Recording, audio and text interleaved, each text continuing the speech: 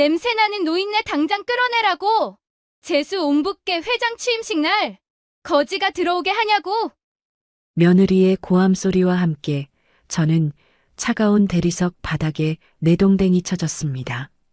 수백 명의 하객들이 저를 벌레 보듯 쳐다봤고 단상 위에 있던 제 아들은 못 본 척 고개를 돌려버렸습니다. 십수년 동안 먹을 거 안 먹고 입을 거 안 입고 희생과 정성으로 키워온 자식한테 배신당하는 기분은 당해보지 않으면 절대 알지 못합니다. 떨리는 손으로 전화기를 켰습니다. 박전무 취임식 당장 취소해. 그리고 쟤네들 전부 구속시켜. 어리석은 아들과 며느리는 꿈에도 몰랐을 겁니다. 흑투성이 작업복을 입은 이 늙은이가 어떤 힘을 가지고 있는지요.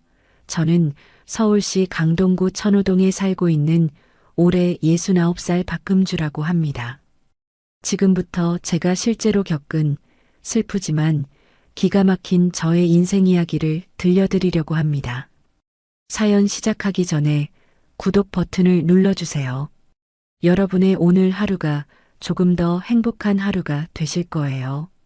35년 전 제가 34살 때 남편과 함께 경기도 평택시에서 작은 반찬 가게를 시작했어요. 새벽 4시에 일어나서 김치 담그고 반찬 만들어서 저녁 8시까지 가게 문 열고 서 있었습니다. 손님 한 분이라도 더 받으려고 악착같이 일했어요. 그렇게 번 돈으로 아들 진수를 대학까지 보냈고 서울로 보내 취직도 시켰습니다.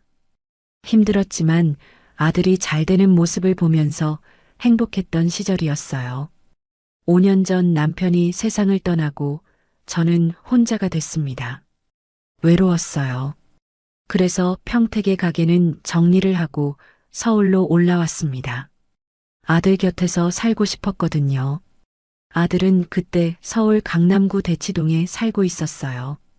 저는 아들 집 근처인 강동구 천호동에 작은 다세대 빌라를 샀습니다. 2억 원 주고 산 낡은 빌라였어요. 2층짜리 건물에 방 2칸, 화장실 하나. 아들한테 평택가게 팔아서 이거 샀다고 했죠. 아들은 딱 한 번 제 빌라에 왔다 갔습니다.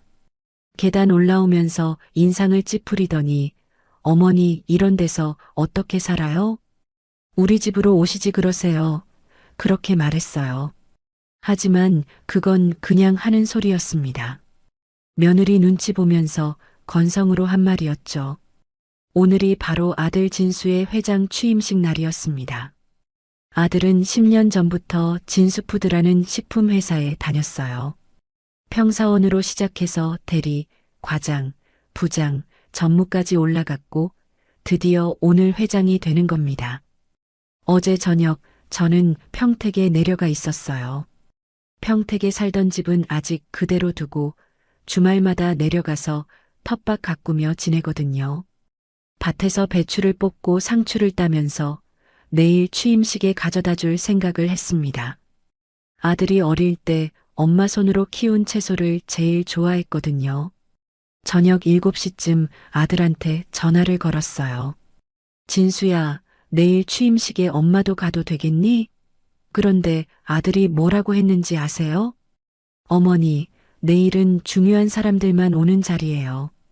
정치인들도 오고 어머니와는 격이 조금 안 맞는 것 같아서요.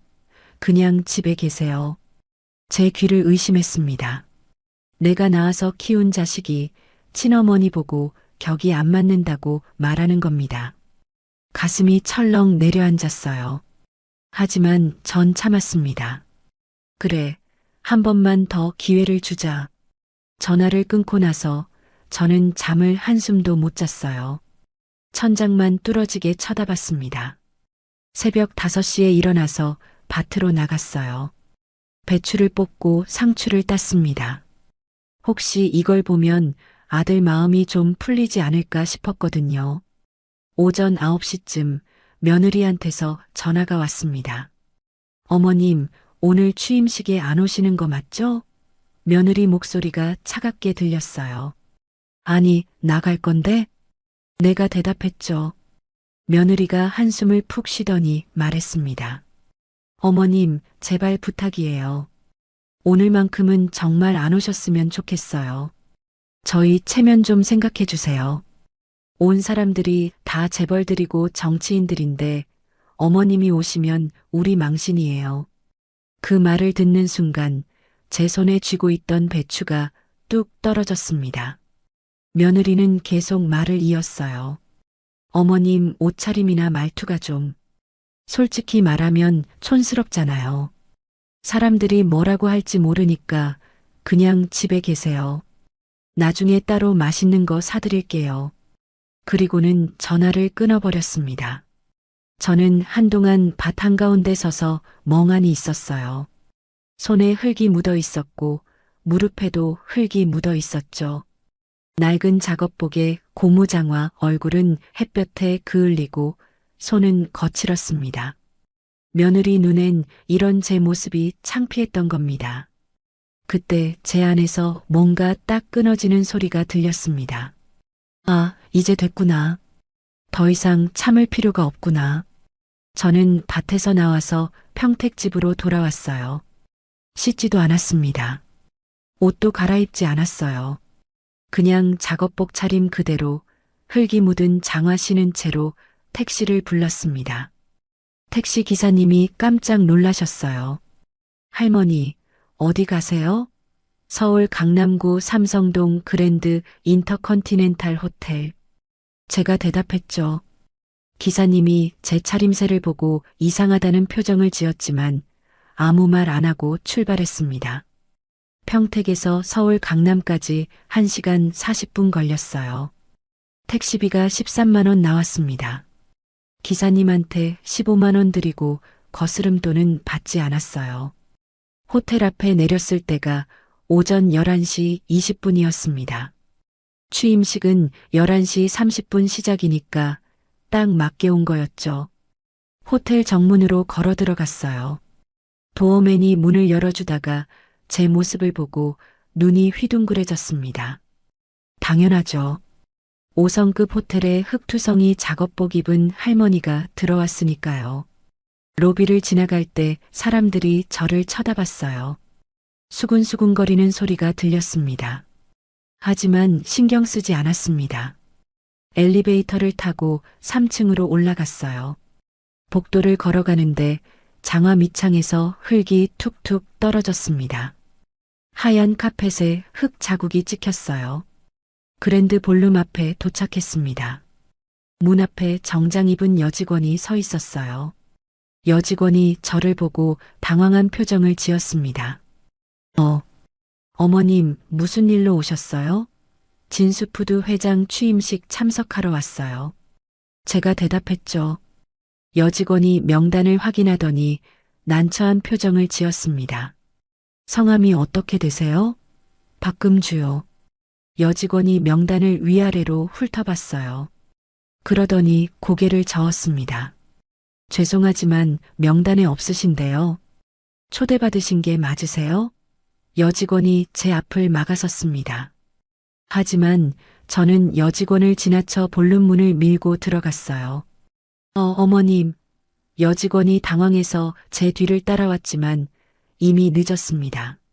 문이 열리는 순간 안에서 웅장한 음악 소리가 흘러나왔어요. 샹들리에 불빛이 환하게 빛나고 있었고 수백 명의 사람들이 샴페인 잔을 들고 서 있었습니다. 턱시도와 드레스를 차려입은 사람들 사이로 흑투성이 작업복 차림에 제가 걸어 들어갔어요. 장화 밑창이 대리석 바닥에 닿을 때마다 쿵쿵 소리가 났습니다. 사람들이 하나둘씩 저를 쳐다보기 시작했어요. 웅성웅성 수군거리는 소리가 점점 커졌습니다. 저게 누구야? 왜 저런 사람이 여기 있어? 청소하는 사람 아니야? 단상 위에 서 있던 며느리 유라가 저를 발견했습니다. 며느리 얼굴이 새하얗게 질렸어요. 3천만 원짜리 샤넬 드레스를 입고 진주 목걸이를 한 며느리가 시어머니를 보자마자 입이 떡 벌어진 채 굳어버렸습니다. 며느리가 급하게 단상에서 내려왔어요. 하이힐을 신고 종종종 뛰어오더니 제 앞을 막아섰습니다. 어머님? 지금 뭐 하시는 거예요? 며느리가 떨리는 목소리로 물었어요. 얼굴에 식은땀이 송글송글 맺혀 있었습니다. 아까 전화로 안 온다고 하지 않으셨어요? 전화로 안 간다는 말 안 했는데? 내가 조용히 대답했죠. 며느리가 제 옷을 위아래로 훑어보며 당황한 표정을 지었습니다. 그러더니 제 팔을 거칠게 잡고 연회장 구석으로 끌고 갔어요. 며느리 목소리가 떨렸습니다. 어머님, 왜 이 꼴로 여기 오신 거예요? 오시려면 좀 깨끗하게 하고. 오시지, 이게 뭐예요?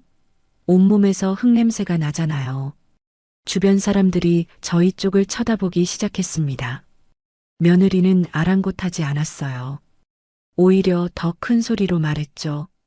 여기가 어디라고 이런 차림으로 오세요? 대한민국 재벌들이 다 모인 자리예요. 우리 완전히 망신당했어요. 어머님 때문에요. 며느리가 호텔 직원들을 손짓으로 불렀습니다. 여기요, 여기 좀 와보세요. 보안 요원 2명이 다가왔어요. 며느리가 저를 가리키며 말했습니다. 이분 좀 밖으로 모셔다 드려요. 길을 잘못 찾아오신 것 같아서요. 보안 요원들이 제 양팔을 붙잡았습니다. 그리고는 저를 질질 끌고 나가기 시작했어요.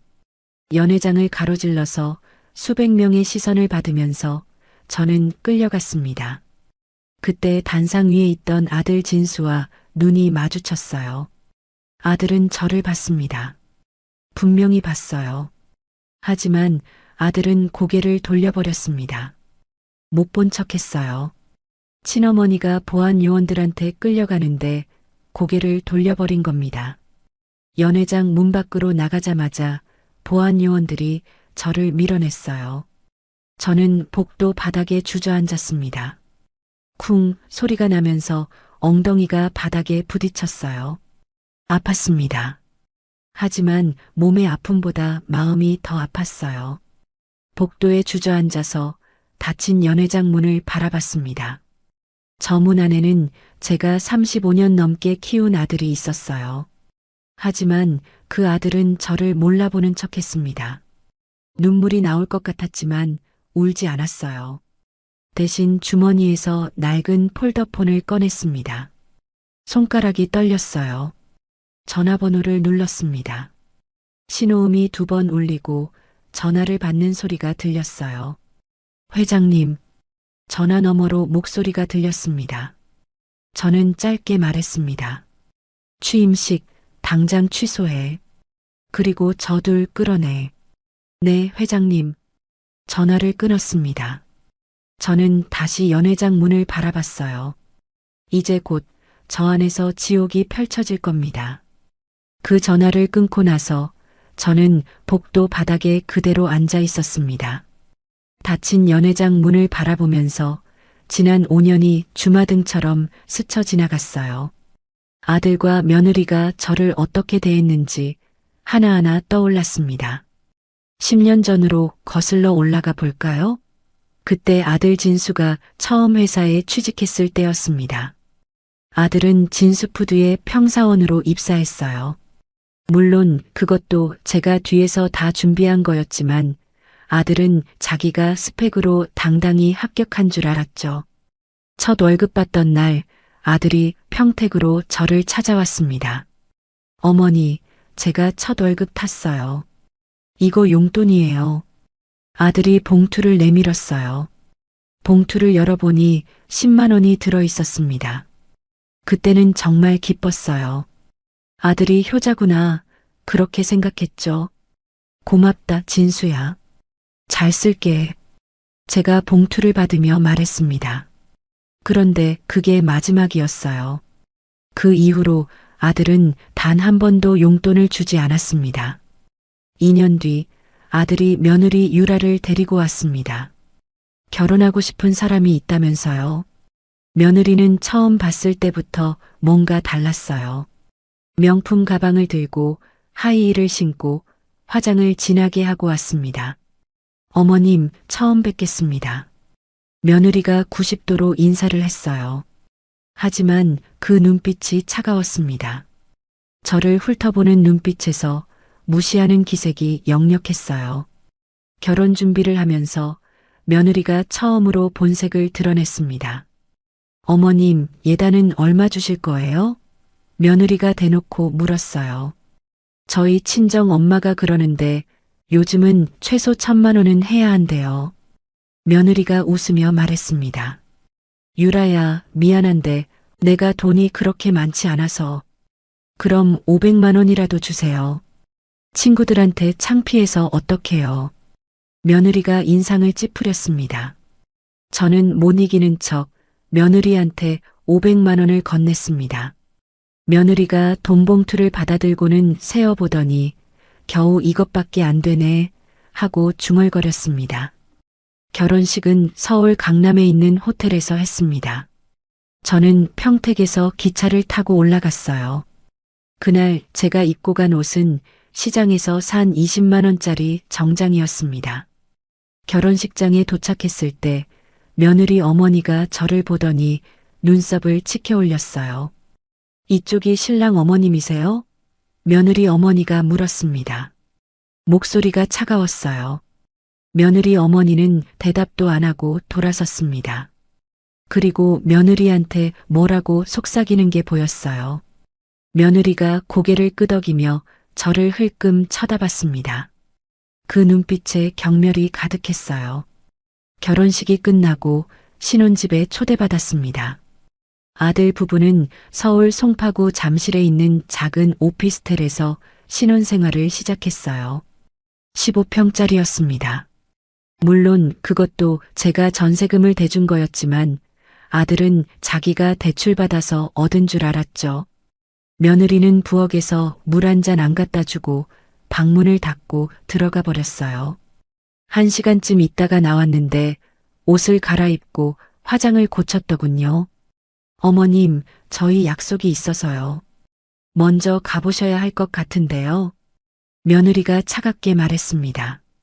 저는 그날 점심도 안 먹고 돌아왔어요. 그때부터였습니다. 며느리의 태도가 점점 노골적으로 변하기 시작한 게요. 명절 때 제가 평택에서 김치를 담가서 갖다 줬습니다.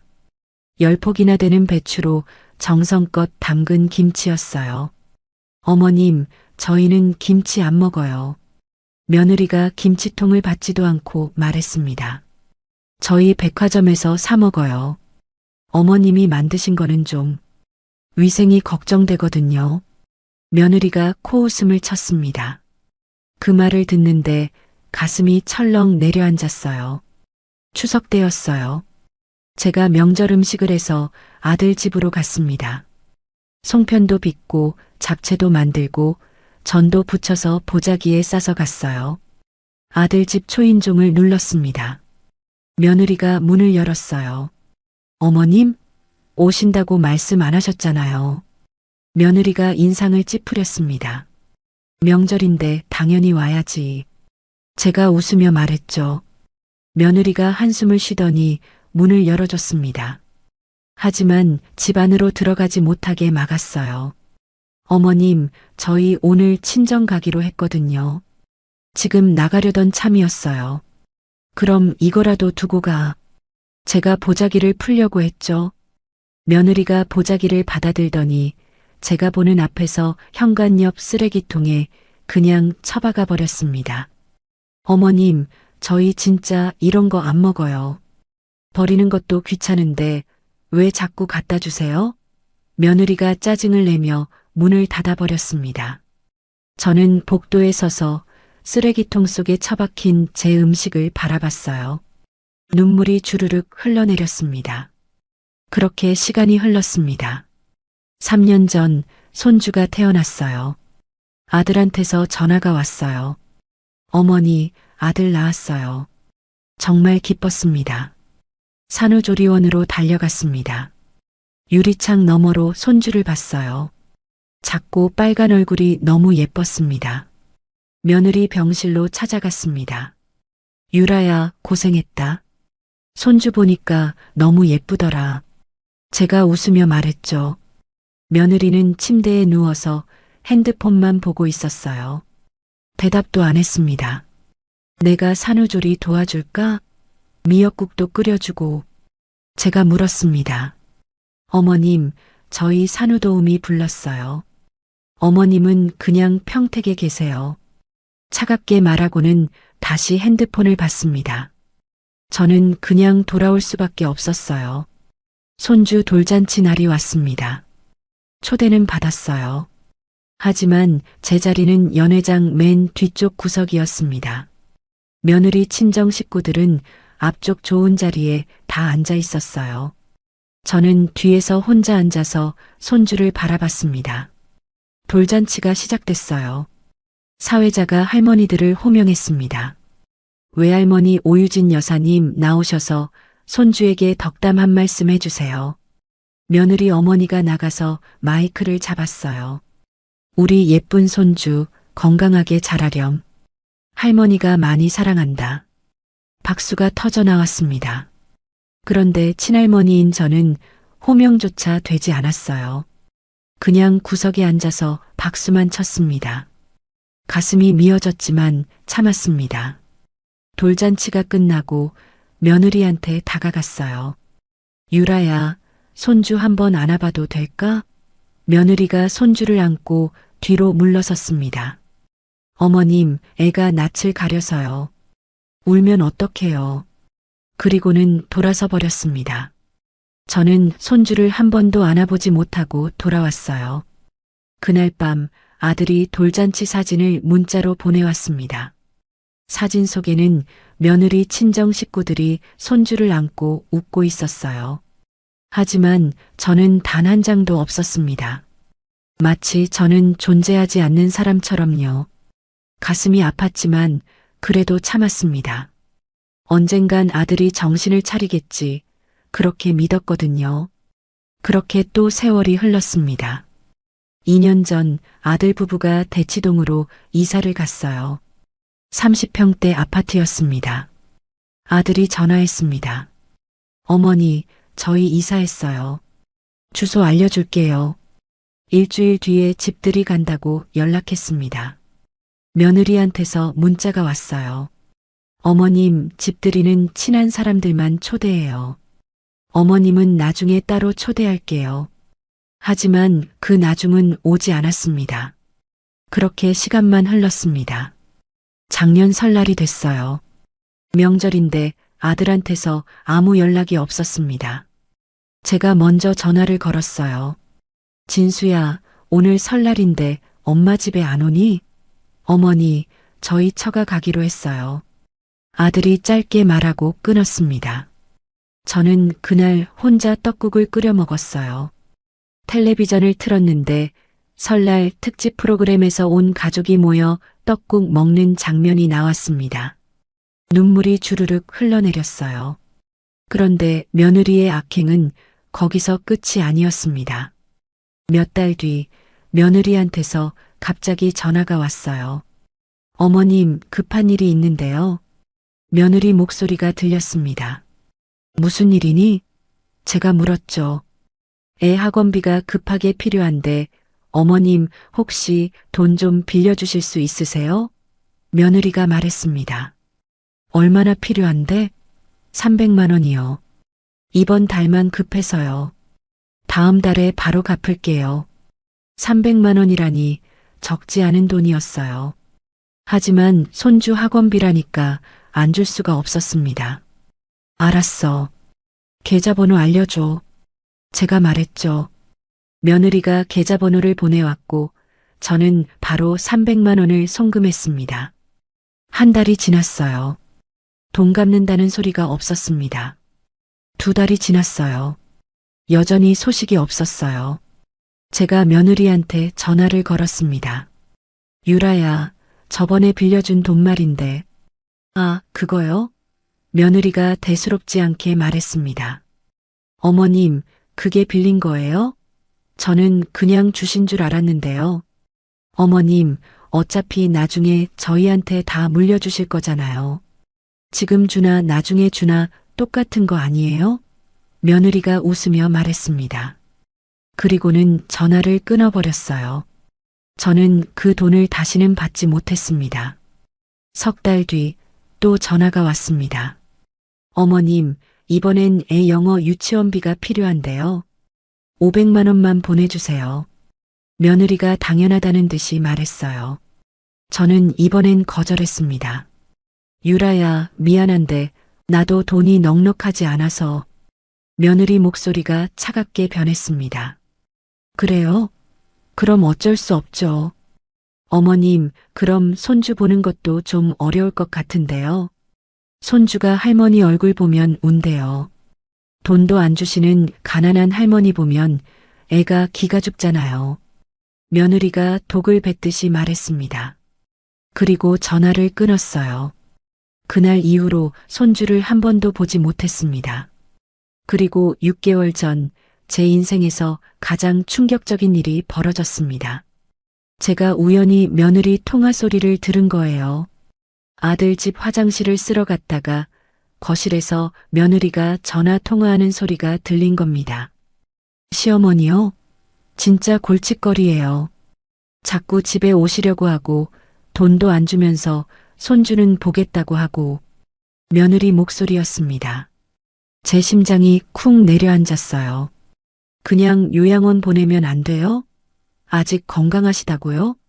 그럼 요양병원에 치매 환자로 등록하면 되잖아요. 병원비는 나라에서 나오니까 우리 돈 한 푼 안 들고. 며느리가 웃으며 말했습니다. 그 순간 온몸에 소름이 돋았습니다. 며느리가 저를 요양병원에 가두려고 계획하고 있었던 겁니다. 아니, 그것보다 더한 게 멀쩡한 저를 치매 환자로 만들려고 했다는 거예요. 근데 시어머니 재산은 없어요? 혹시 숨겨둔 거라도 있으면 찾아내야 하는데. 전화 너머 목소리가 들렸습니다. 재산요? 천호동 2억짜리 빌라 하나 있는데 그거 팔아봤자 얼마 안 되잖아요. 그냥 요양병원 보내고 그 집은 우리가 가져가면 돼요. 며느리가 말했습니다. 화장실에서 나왔습니다. 며느리가 전화를 끊고 저를 쳐다봤어요. 어머님, 언제 나오셨어요? 며느리가 놀란 표정을 지었습니다. 방금. 제가 짧게 대답하고 집을 나왔습니다. 그날 이후로 저는 결심했어요. 더 이상 참지 않겠다고요. 하지만 마지막 기회를 한 번 더 주기로 했습니다. 그게 바로 오늘 취임식이었던 겁니다. 복도 바닥에 앉아서 지난 일들을 떠올리니 가슴이 미어졌습니다. 하지만 이제 더 이상 슬프지 않았어요. 오히려 후련했습니다. 이제 저도 제 길을 갈 차례였으니까요. 연회장 문이 열리는 소리가 들렸습니다. 연회장 문이 열렸습니다. 최영민 전무가 나왔어요. 회장님, 괜찮으십니까? 최 전무가 저를 부축해서 일으켜 세웠습니다. 괜찮아. 아는 어때? 제가 물었죠. 아직 혼란스러워하고 있습니다. 제가 최대 주주라는 말에 다들 당황한 상태고요. 최 전무가 대답했습니다. 그래. 잘했어. 제가 고개를 끄덕였어요. 최 전무가 저를 3층 VIP 라운지로 안내했습니다. 조용한 공간이었어요. 가죽 소파에 앉으니 긴장이 풀리면서 온몸에 힘이 빠졌습니다. 회장님, 물 드릴까요? 최 전무가 물었어요. 아니, 됐어. 그냥 좀 쉬고 싶어. 제가 말했죠. 최 전무가 제 옆 소파에 앉았습니다. 그리고는 서류 가방에서 두꺼운 파일을 꺼냈어요. 회장님, 이게 지난 6개월간 조사한 자료입니다. 최 전무가 파일을 제 앞에 놓았습니다. 저는 파일을 열었어요. 첫 장에는 아들 진수의 사진이 붙어 있었습니다. 그 밑에 빼곡하게 글자들이 적혀 있었어요. 김진수, 진수푸드 전무이사. 회사 법인카드 사적 사용 내역 지난 1년간 총 8,700만 원. 제 손이 떨렸습니다. 8,700만 원이라니요. 주요 사용처는 강남 룸살롱, 청담동 고급바, 그리고 불법 도박장입니다. 최 전무가 차분하게 설명했어요. 도박장? 네, 회장님. 강남 논현동에 있는 불법 도박장에 일주일에 두세 번씩 드나들었습니다. 한 번에 거는 금액이 최소 500만 원, 최대 2천만 원입니다. 제 가슴이 내려앉았습니다. 아들이 도박을 하고 있었다니요. 총 도박 손실액은 3억 원 정도로 추정됩니다. 최 전무가 말했어요. 3억 원? 제가 되물었죠. 네, 회장님. 대부분 회사 비자금으로 충당했고 일부는 며느님 명의 카드로 결제했습니다. 최 전무가 다음 장을 넘겼습니다. 며느리 오유라의 사진이 나왔어요. 오유라, 김진수의 배우자. 회사 법인카드 사적 사용 내역 지난 1년간 총 1억 2천만 원. 1억 2천만 원이요? 네, 회장님. 주요 사용처는 청담동 명품 매장, 압구정 성형외과, 그리고 강남 피부과입니다. 최 전무가 설명했습니다. 저는 파일을 넘겼어요. 명품 가방 구매 내역이 나왔습니다. 에르메스 버킨백 4,500만 원, 샤넬 클래식 100, 1,800만 원, 루이비통 가방 950만 원. 숫자들이 눈에 들어왔어요. 그리고 성형외과 내역도 있었습니다. 눈 재수술 800만 원, 코 재수술 1,200만 원, 리프팅 시술 600만 원. 며느리가 이렇게 돈을 쓰고 있었다니요.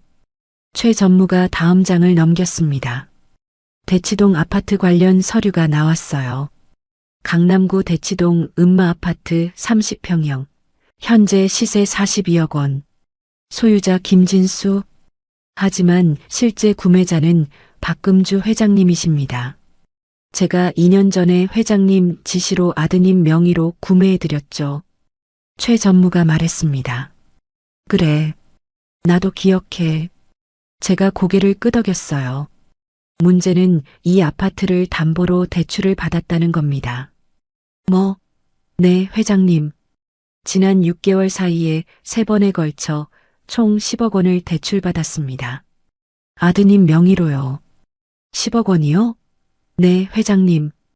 용도는 불명이지만 아마 도박 빚을 갚는 데 쓴 것으로 보입니다. 최 전무가 파일을 넘겼습니다. 대출 서류가 나왔어요. 1차 대출 3억 원, 2차 대출 4억 원, 3차 대출 3억 원. 숫자들이 눈에 박혔습니다. 저는 파일을 덮었어요. 숨이 막혔습니다. 회장님, 괜찮으십니까? 최 전무가 걱정스럽게 물었어요. 괜찮아. 계속해. 제가 말했죠. 최 전무가 두 번째 파일을 꺼냈습니다. 더 두꺼웠어요. 이건 뭐야? 제가 물었습니다. 며느님의 또 다른 문제입니다. 최 전무가 파일을 펼쳤어요. 사진들이 나왔습니다. 며느리가 강남 레스토랑에서 모르는 남자와 식사하는 사진이었어요. 이게 뭐야? 지난 3개월간 총 7번 며느님이 외간 남자와 만났습니다. 신분을 확인한 결과 며느님 대학 동창이고 현재 증권사 부장으로 재직 중입니다. 최 전무가 설명했습니다. 제 손이 떨렸어요. 불륜입니까? 정황상 그렇게 보입니다. 호텔 주차장에서 함께 들어가는 모습도 포착됐습니다. 최 전무가 다음 사진을 보여줬어요. 며느리가 남자와 호텔로 들어가는 사진이었습니다. 저는 파일을 덮었습니다. 더 이상 보고 싶지 않았어요. 회장님, 이게 다가 아닙니다. 최 전무가 세 번째 파일을 꺼냈어요. 뭐가 더 있어? 제가 물었죠. 며느님이 6개월 전부터 법무사를 통해 어떤 작업을 하고 있습니다. 무슨 작업? 회장님을 치매 환자로 등록하려는 작업입니다. 뭐? 제가 벌떡 일어났습니다. 며느님이 법무사에게 의뢰해서 회장님을 치매 환자로 진단받게 하고 성년후견인 제도를 통해 재산 관리권을 가져가려고 계획하고 있었습니다. 최 전무가 서류를 보여줬어요. 법무사와 며느리가 주고받은 이메일 내용이었습니다. 시어머니를 요양병원에 보내고 싶은데 어떻게 해야 하나요? 며느리가 보낸 메일이었어요. 치매 진단을 받으시면 됩니다. 협조 가능한 병원을 소개해 드리겠습니다. 법무사의 답장이었습니다. 제 손이 부들부들 떨렸어요. 그리고 성년 후견인이 되면 시어머니 재산도 관리할 수 있나요? 며느리의 메일이었습니다. 네, 가능합니다. 법원 허가만 받으면 됩니다. 법무사의 답장이었어요. 저는 주먹을 꽉 쥐었습니다. 손톱이 손바닥을 파고들었어요. 며느님은 회장님이 천호동 빌라 하나만 가지고 계신 줄 알고 있습니다. 그 2억짜리 빌라를 노린 겁니다. 최 전무가 말했어요. 그래, 나도 알아. 제가 이를 악물고 말했습니다. 하지만 며느님은 회장님의 진짜 재산을 모릅니다. 올림픽 파크폴에 온 세 채, 시세 총 90억 원. 그리고 진수푸드 지분 51%. 최 전무가 파일을 펼쳤어요. 회사 주식 등기부등본이 나왔습니다. 진수푸드 주식 총 100만 주, 박금주 51만 주 51%, 김진수 10만 주 10%, 기타 주주 39만 주 39%. 숫자들이 선명하게 보였습니다. 회장님께서 10년 전에 회사를 설립하실 때부터 줄곧 대주 주셨습니다. 아드님은 명목상 10%만 보유하고 계시고요. 최 전무가 설명했어요. 그래, 내가 아들한테 10%를 준 건 동기부여를 위해서였어. 제가 말했죠. 네, 압니다. 하지만 아드님은 자기가 능력으로 그 주식을 받은 줄 알고 있습니다. 최 전무가 말했습니다. 저는 창밖을 바라봤어요. 서울 시내가 한눈에 보였습니다. 회장님, 오늘 취임식은 원래 계획대로라면 아드님을 대표이사 회장으로 앉히는 자리였습니다. 최 전무가 말했어요. 그래, 나도 알아. 하지만 회장님께서 직접 나타나신 지금 모든 게 바뀌었습니다. 저들은 이제 끝입니다. 최 전무의 목소리가 차갑게 가라앉았어요. 저는 다시 소파에 앉았습니다. 최 전무가 네 번째 파일을 꺼냈어요. 이건 뭐야? 회장님께서 지시하신 대로 취임식 취소 후 후속 조치 계획서입니다. 최 전무가 파일을 펼쳤습니다. 1단계 취임식 즉시 중단 및 김진수 해임. 2단계 회사 법인카드 전면 회수 및 사용 정지. 3단계 대치동 아파트 소유권 회수 절차 진행. 4단계 횡령 및 배임 혐의로 검찰 고발. 5단계 이혼 소송 및 재산 분할 무효화. 항목들이 빼곡하게 적혀 있었습니다. 좋아. 그대로 진행해. 제가 말했죠. 네, 회장님. 그리고 한 가지 더 있습니다. 최 전무가 마지막 서류를 꺼냈어요. 손주 양육권 관련 서류입니다. 손주? 네, 회장님. 아드님 부부가 모두 구속될 경우 손주의 양육권 문제가 발생합니다. 최 전무가 설명했습니다. 손주는 어떻게 되는 거야? 법적으로는 외조부모에게 갈 가능성이 큽니다. 하지만 회장님께서 원하신다면 됐어. 손주는 외조부모가 키우게 해. 나는 이제 그 아이들과도 인연을 끊을 거야. 제가 손을 저었습니다. 최 전무가 고개를 끄덕였어요. 알겠습니다, 회장님.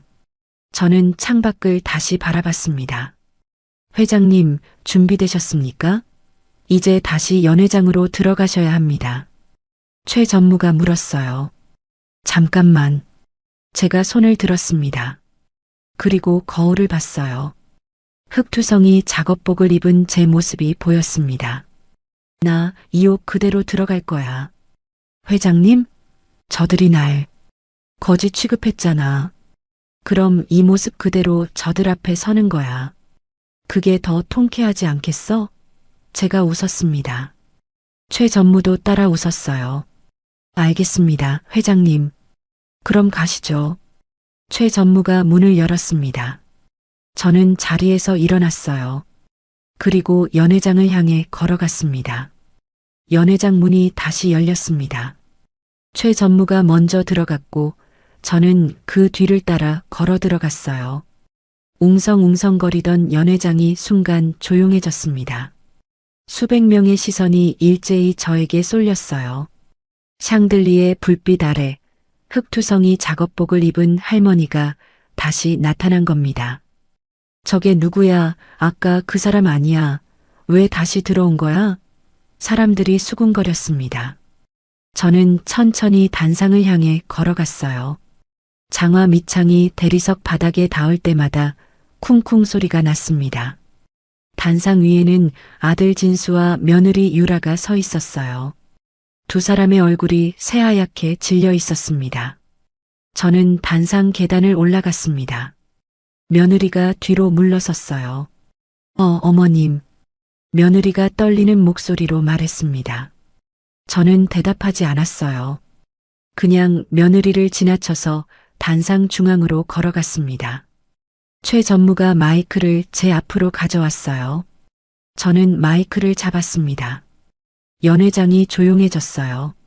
모두가 저를 바라보고 있었습니다. 안녕하십니까? 제 목소리가 연회장에 울려 퍼졌습니다.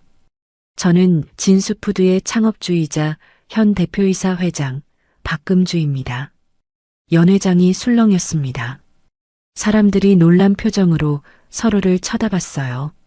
저는 10년 전 이 회사를 설립했고 지금까지 지분 51%를 보유한 최대 주주로서 회사를 경영해 왔습니다. 제가 말했죠. 단상 옆에 서 있던 아들이 입을 열었어요. 어머니, 이게 무슨 말씀이세요? 아들 목소리가 떨렸습니다. 저는 아들을 똑바로 쳐다봤습니다. 내가 다니는 이 회사, 진수푸드는 내가 만든 거야. 제가 차갑게 말했어요. 아들 얼굴이 하얗게 질렸습니다. 그럴 리 없어요. 회사는 제가. 넌 10년 전에 평사원으로 입사했어. 내가 최 전무한테 지시해서 널 뽑은 거야. 제가 말을 끊었습니다. 최 전무, 자료 보여줘. 제가 최 전무를 쳐다봤습니다. 최 전무가 노트북을 열었어요. 프로젝터를 켰습니다. 연회장 뒤쪽 대형 스크린에 화면이 떴어요. 부동산 등기부등본이었습니다. 강동구 둔촌동 올림픽 파크폴에 온 30평형 세 채. 소유자 박금주. 각 시세 30억 원, 총 90억 원. 글자들이 크게 보였습니다. 연회장이 술렁였어요. 며느리 입이 떡 벌어졌습니다. 그게 며느리가 말을 잇지 못했어요. 스크린이 바뀌었습니다. 진수푸드 주식 등기부등본이 떴어요. 박금주 51만 주 51%, 최대 주주이자 실제 회장. 김진수 10만 주 10%.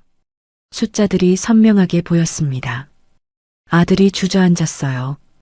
의자에 털썩 앉으면서 고개를 떨궜습니다. 오늘 이 자리는 원래 제 아들 김진수를 신임 회장으로 임명하는 취임식이었습니다. 제가 다시 마이크를 잡았어요. 하지만 취임식은 취소됩니다. 그리고 김진수 전무는 오늘부로 해임됩니다. 제가 선언했죠. 아들이 고개를 들었어요. 어머니, 왜요? 제가 뭘 잘못했어요? 아들이 울먹였습니다. 뭘 잘못했냐고? 제가 목소리를 높였어요. 넌 지난 1년간 회사 법인카드를 사적으로 사용해서 8,700만 원을 횡령했어. 스크린이 바뀌었습니다. 법인카드 사용 내역이 떴어요. 강남 템프로룸 살롱 850만 원, 청담동 홀덤바 630만 원. 내역들이 빼곡하게 나왔습니다. 주요 사용처가 뭔지 아느냐? 강남 룸살롱이랑 불법 도박장이야. 제가 소리쳤습니다. 연회장이 웅성거렸어요. 그리고 회사 비자금 3억 원을 빼돌려서 도박 자금으로 썼지. 제가 계속 말했어요. 아들이 고개를 숙였습니다. 두 손으로 얼굴을 가렸어요. 그리고 며느리 너도 마찬가지야. 제가 며느리를 쳐다봤습니다. 넌 지난 1년간 회사 법인카드로 1억 2천만 원을 썼어. 주요 사용처는 청담동 명품 매장하고 압구정 성형외까지. 제가 말했죠. 스크린이 바뀌었어요. 청담동 에르메스 4,500만 원. 압구정 VIP 성형외과 1,200만 원. 내역들이 쭉 나왔습니다. 그리고 이건 더 악질이야. 제가 목소리를 낮췄어요. 며느리는 지난 3개월간 불륜을 저질렀어. 스크린이 바뀌었습니다. 며느리가 모르는 남자와 호텔로 들어가는 사진이었어요. 며느리가 비명을 질렀습니다. 그리고 가장 악질적인 건 이거야. 제가 다시 말했습니다. 며느리는 나를 치매 환자로 만들어서 요양병원에 감금하려고 계획했어. 연회장이 조용해졌습니다. 스크린이 바뀌었습니다. 며느리와 법무사가 주고받은 이메일이 떴어요. 시어머니를 요양병원에 보내고 싶은데 어떻게 해야 하나요? 며느리가 보낸 메일이 크게 보였습니다. 사람들이 어머 하고 숨을 들이켰어요. 며느리가 바닥에 주저앉았습니다. 이런 폐륜을 저지른 두 사람에게 더 이상 회사를 맡길 수 없습니다. 제가 선언했습니다. 따라서 오늘부로 김진수 전무는 해임되며 횡령 및 배임 혐의로 검찰에 고발할 것입니다. 연회장 문이 열렸습니다. 경찰들이 들어왔어요. 김진수 씨, 오유라 씨, 횡령 및 배임 혐의로 동행을 요청합니다. 경찰관이 말했습니다. 며느리가 비명을 질렀어요. 싫어요. 저 안 가요. 경찰관이 며느리 손목에 수갑을 채웠습니다. 아들도 수갑이 채워졌어요. 어머니, 아들이 저를 바라봤습니다. 저는 고개를 돌렸어요. 경찰관들이 두 사람을 끌고 나갔습니다. 연회장을 가로질러서 수백 명이 보는 앞에서 두 사람은 끌려나갔어요. 문이 닫혔습니다. 저는 다시 마이크를 잡았습니다. 오늘 이런 불미스러운 일을 보여드려서 죄송합니다. 제가 하객들에게 말했어요. 하지만 이것이 진실입니다. 앞으로 제가 이 회사를 책임지고 경영하겠습니다. 박수 소리가 터져 나왔습니다. 우레와 같은 박수 소리가 연회장을 가득 채웠어요. 저는 고개를 숙여 인사했습니다. 박수 소리가 더 커졌습니다. 사람들이 일어서서 기립박수를 보냈어요. 저는 단상에서 내려왔습니다. 가슴이 답답했지만 동시에 후련했어요. 이제 끝이었으니까요. 회장님, 괜찮으십니까? 최 전무가 작은 목소리로 물었습니다. 괜찮아. 그냥 좀 피곤해. 제가 대답했죠. 하객들이 저에게 다가오기 시작했습니다. 회장님, 존경합니다. 한 남자가 악수를 청했어요. 오늘 정말 감동받았습니다. 기업인으로서 본받을 만합니다. 감사합니다. 제가 악수를 받았습니다. 또 다른 사람이 다가왔어요. 회장님, 저는 대한상공회의소 부회장 김태준입니다. 명함을 건넸습니다. 명함을 받았어요. 이름을 보니 유명한 기업인이었습니다. 회장님, 저는 한국경영자총협회 이사 박승호입니다. 다음 사람이 명함을 내밀었어요. 또 명함을 받았습니다. 회장님, 정말 용기 있는 결단이셨습니다. 여성 기업인이 다가와서 말했어요. 저도 아들 둘을 키우는 어머니인데 오늘 많이 배웠습니다. 고맙습니다. 제가 대답했죠. 사람들이 줄을 서서 저에게 인사했어요. 명함을 주고 악수를 청하고 존경한다고 말했습니다. 30분 정도 지났을 때 최 전무가 제 귀에 속삭였어요. 회장님, 슬슬 나가시는 게 좋겠습니다. 피곤해 보이십니다. 저도 그렇게 생각했습니다. 온몸에 힘이 빠졌거든요. 최 전무가 저를 부축해서 연회장 밖으로 나갔습니다. 복도는 조용했어요. 하지만 멀리서 기자들이 몰려오는 게 보였습니다. 회장님, 박금주 회장님, 기자들이 소리쳤어요. 카메라 플래시가 터졌습니다. 최 전무가 저를 가렸어요. 비켜주십시오. 지금은 인터뷰 불가합니다. 최 전무가 단호하게 말했습니다. 하지만 기자들이 계속 다가왔어요. 회장님, 아드님을 직접 고발하신 심경이 어떠십니까? 한 기자가 마이크를 들이댔습니다. 며느리의 불륜에 대해서는 어떻게 생각하십니까? 다른 기자가 물었어요. 최 전무가 저를 엘리베이터 쪽으로 이끌었습니다. 기자들이 뒤따라왔어요. 엘리베이터 문이 열렸습니다. 저와 최 전무가 재빨리 타고 문을 닫았어요. 기자들이 문 밖에서 소리쳤지만 들리지 않았습니다. 엘리베이터가 내려갔어요. 1층에 도착했습니다. 문이 열렸어요. 로비에도 기자들이 있었습니다. 회장님, 이쪽이요. 기자들이 달려왔어요. 최 전무가 제 앞을 막았습니다. 비켜주십시오. 최 전무가 소리쳤어요. 로비를 가로질러서 호텔 밖으로 나왔습니다. 검은색 벤츠가 대기하고 있었어요. 기사님이 문을 열어줬습니다. 빨리 타십시오, 회장님. 차에 올라탔어요. 최 전무도 옆자리에 탔습니다. 문이 닫히자마자 차가 출발했어요. 기자들이 차를 따라 뛰었지만 이내 뒤처졌습니다. 저는 뒤를 돌아봤어요. 호텔이 점점 멀어졌습니다. 회장님, 어디로 가시겠습니까? 최 전무가 물었어요. 집에 가고 싶어? 천호동 집으로. 제가 말했죠.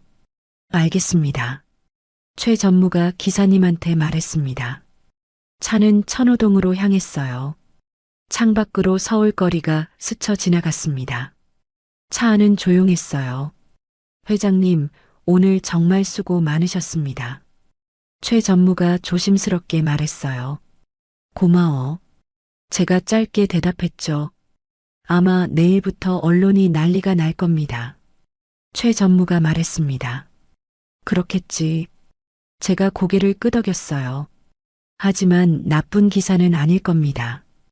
회장님께서 용기 있는 결단을 하셨다는 내용이 줄을 이룰 겁니다. 최 전무가 설명했습니다. 30분쯤 지나서 천호동에 도착했습니다. 제 빌라 앞에 차가 섰어요. 회장님, 들어가서 푹 쉬십시오. 내일 오전에 다시 찾아뵙겠습니다. 최 전무가 말했습니다. 그래. 수고했어. 제가 차에서 내렸어요. 빌라 계단을 올라갔습니다. 2층, 제 집 문 앞에 섰어요. 열쇠를 꺼내서 문을 열었습니다. 집은 조용했어요. 텅 비어 있었습니다. 거실 불을 켰습니다. 낡은 소파, 작은 식탁, 오래된 텔레비전이 보였어요. 소파에 주저앉았습니다. 온몸에서 힘이 쭉 빠졌어요. 오늘 하루가 정말 길었습니다. 핸드폰이 울렸어요. 누군지 확인했습니다. 모르는 번호였어요. 전화를 받았습니다. 여보세요? 회장님, 저는 MBC 뉴스데스크 기자 정수진입니다. 인터뷰 요청 드리고 싶은데요. 기자 목소리가 들렸어요. 죄송하지만 지금은 인터뷰 어렵습니다. 제가 대답했죠. 그럼 언제쯤 가능하실까요? 나중에 연락드리겠습니다. 전화를 끊었어요. 또 핸드폰이 울렸습니다. 또 모르는 번호였어요. 받지 않았습니다. 계속 전화가 왔어요. 핸드폰을 무음으로 설정했습니다. 텔레비전을 켰어요. 뉴스 채널로 돌렸습니다. 9시 뉴스가 막 시작하는 참이었어요. 앵커가 나왔습니다.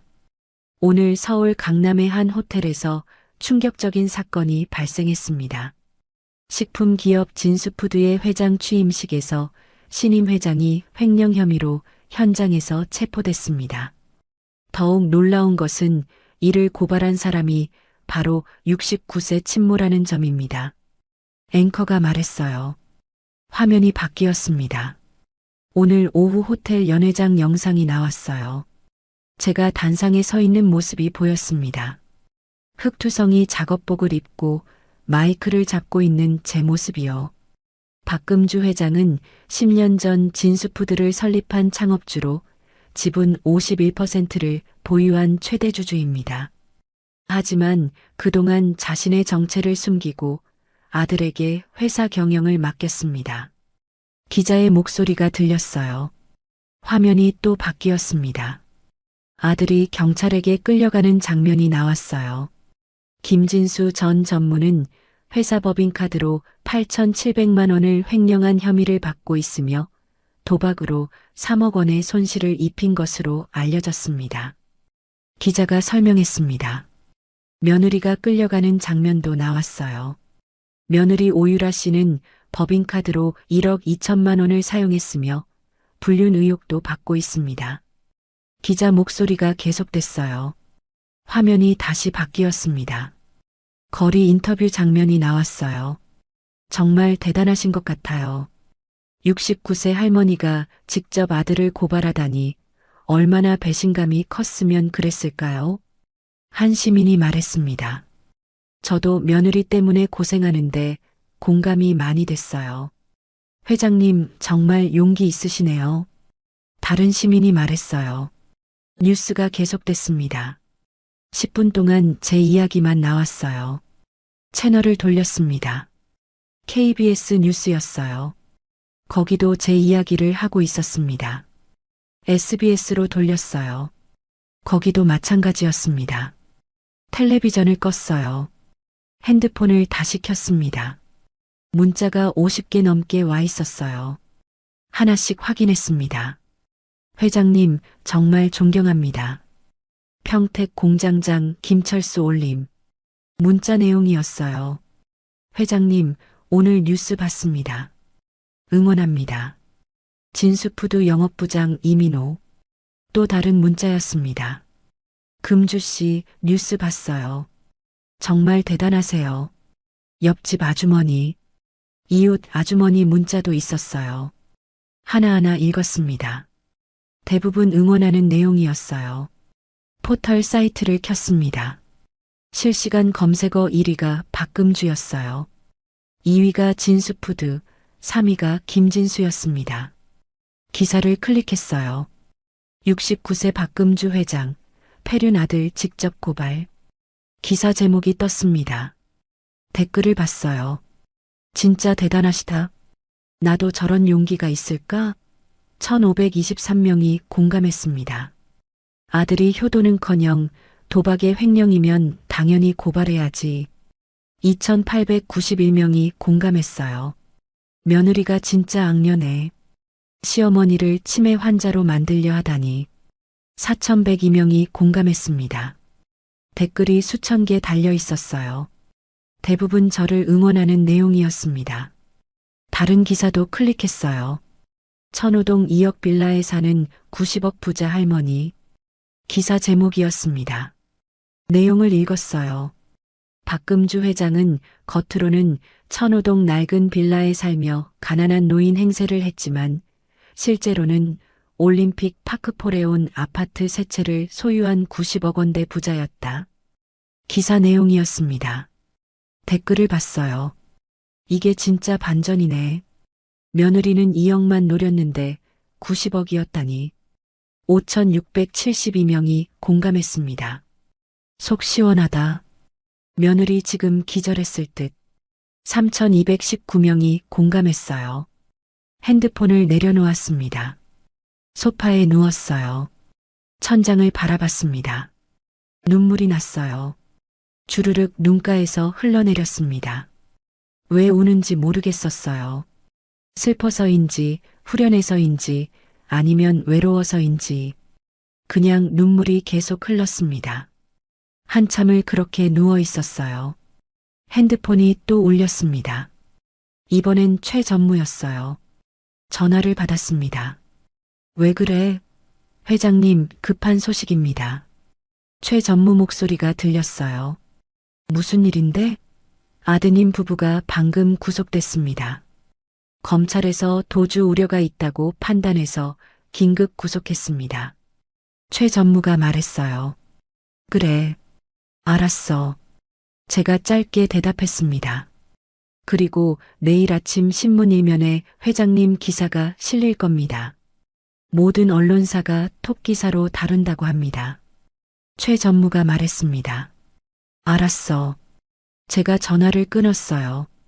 다시 천장을 바라봤습니다. 내일부터 제 인생이 완전히 바뀔 거라는 걸 알았어요. 더 이상 조용히 살 수 없을 거라는 것도요. 하지만 괜찮았습니다. 이미 선택한 길이었으니까요. 일어나서 화장실로 갔어요. 세수를 했습니다. 거울을 봤어요. 69살 할머니가 보였습니다. 하지만 눈빛만은 살아 있었어요. 잠옷으로 갈아입고 침대에 누웠습니다. 눈을 감았어요. 이번엔 쉽게 잠이 왔습니다. 깊은 잠에 빠져들었어요. 다음 날 아침 초인종 소리에 잠에서 깼습니다.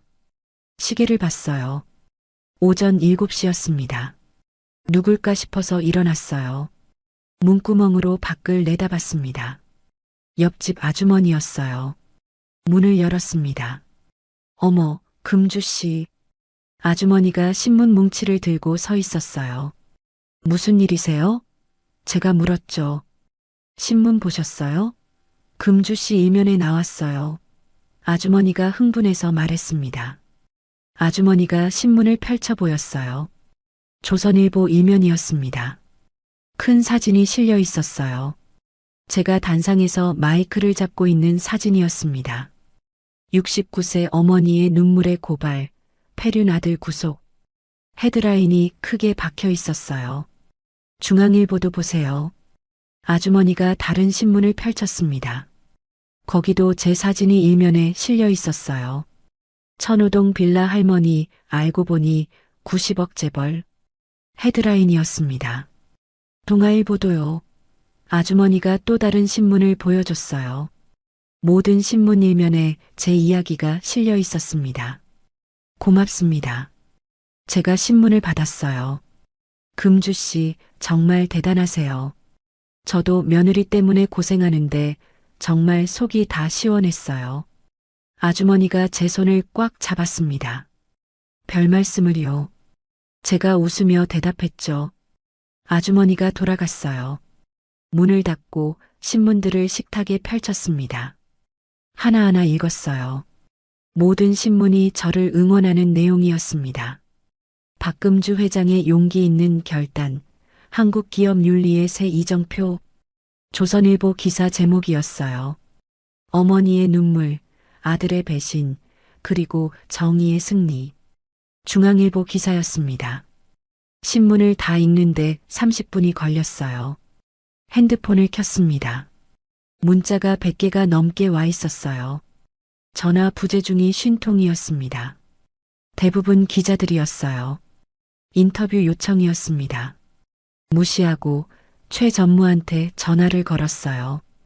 회장님, 주무셨습니까? 최 전무가 받았습니다. 응. 오늘 일정이 어떻게 돼? 제가 물었죠. 오전 10시에 대치동 아파트 명의 이전 절차가 있습니다. 법무사 사무실로 가셔야 합니다. 최 전무가 말했어요. 알았어. 그리고요? 오후 2시에 명품 압수 현장에 참관하실 수 있습니다. 검찰에서 며느님 집을 압수수색합니다. 최 전무가 설명했습니다. 가겠어. 제가 대답했죠. 그럼 9시 30분에 모시러 가겠습니다. 최 전무가 말했습니다. 그래. 전화를 끊었어요. 샤워를 하고 옷을 갈아입었습니다. 어제보다 좀 더 단정한 옷을 골랐어요. 검은색 바지에 흰색 블라우스, 그리고 베이지색 가디건을 걸쳤습니다. 거울을 봤어요. 그래도 69살은 69살이었습니다. 하지만 어제보다는 좀 나아 보였어요. 9시 30분 초인종이 울렸습니다. 최 전무였어요. 문을 열고 나갔습니다. 회장님, 안녕하십니까? 최 전무가 인사했어요. 응, 가자. 제가 대답했죠. 계단을 내려가는데 1층에 사람들이 모여 있었습니다. 기자들이었어요. 회장님, 박금주 회장님, 기자들이 소리쳤습니다. 카메라 플래시가 터졌어요. 최 전무가 제 앞을 막았습니다. 비켜주십시오. 최 전무가 소리쳤어요. 회장님, 한 말씀만 해주십시오. 기자가 마이크를 들이댔습니다. 아드님을 직접 고발하신 심경이 어떠십니까? 다른 기자가 물었어요. 대답하지 않았습니다. 최 전무가 저를 차까지 안내했어요. 차에 올라탔습니다. 문을 닫자 기자들이 차 창문을 두드렸어요. 차가 천천히 출발했습니다. 기자들이 비켜섰어요. 빌라를 벗어났습니다. 회장님, 괜찮으십니까? 최 전무가 물었어요. 괜찮아. 제가 대답했죠. 이제 매일 저럴 겁니다. 기자들이 회장님을 찾아다닐 겁니다. 최 전무가 말했습니다. 알아. 제가 고개를 끄덕였어요. 차는 강남구 대치동으로 향했습니다. 30분쯤 걸렸어요. 법무사 사무실 건물 앞에 도착했습니다. 10층짜리 오피스텔이었어요. 엘리베이터를 타고 7층으로 올라갔습니다. 복도를 걸어서 이응이응 법무사 사무실 문을 열었어요. 안으로 들어갔습니다. 접수 데스크에 직원이 앉아 있었어요. 어서 오십시오. 박금주 회장님이십니까? 직원이 일어나서 인사했습니다. 네, 그렇습니다. 제가 대답했죠. 이쪽으로 오십시오. 직원이 안내했어요. 회의실로 들어갔습니다. 큰 테이블이 있었고 법무사가 앉아 있었어요. 40대 중반쯤 돼 보이는 남자였습니다. 회장님, 반갑습니다. 저는 이 사무실 대표 법무사 김성훈입니다. 법무사가 일어나서 악수를 청했어요. 악수를 받았습니다. 앉으십시오. 법무사가 의자를 권했어요. 앉았습니다. 최 전무도 옆자리에 앉았어요. 오늘은 대치동 음마아파트 소유권 이전 등기 절차를 진행하겠습니다. 법무사가 서류를 펼쳤습니다. 현재 소유자는 김진수 씨로 되어 있습니다. 네. 제가 고개를 끄덕였어요. 하지만 실제 구매자는 박금주 회장님이시고 구매 당시 송금 내역과 계약서가 모두 회장님 명의로 되어 있습니다. 법무사가 설명했습니다. 그렇습니다. 제가 대답했죠. 따라서 명의신탁 해지를 통해 소유권을 회장님께로 이전하는 것이 법적으로 타당합니다. 법무사가 서류를 보여줬어요. 서류를 받아서 읽었습니다. 명의신탁 해지 계약서였어요. 내용을 천천히 읽었습니다. 여기 서명하시면 됩니다. 법무사가 펜을 건넸어요. 펜을 받았습니다. 서명란에 이름을 썼어요. 박금주. 그리고 도장을 찍었습니다. 끝났습니다. 이제 등기 신청을 하면 일주일 안에 소유권이 회장님께로 이전됩니다.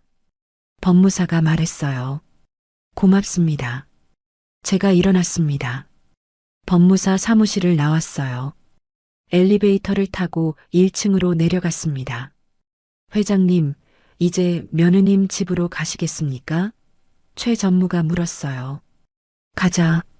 제가 대답했죠. 차에 올라탔습니다. 기사님이 차를 출발시켰어요. 같은 대치동이었습니다. 10분도 안 걸렸어요. 며느리가 살던 아파트 앞에 도착했습니다. 차에서 내렸어요. 아파트 입구에 검찰 차량이 서 있었습니다. 로비로 들어갔습니다. 검찰 직원들이 있었어요. 박금주 회장님이십니까? 한 검사가 다가왔습니다. 네, 그렇습니다. 제가 대답했죠.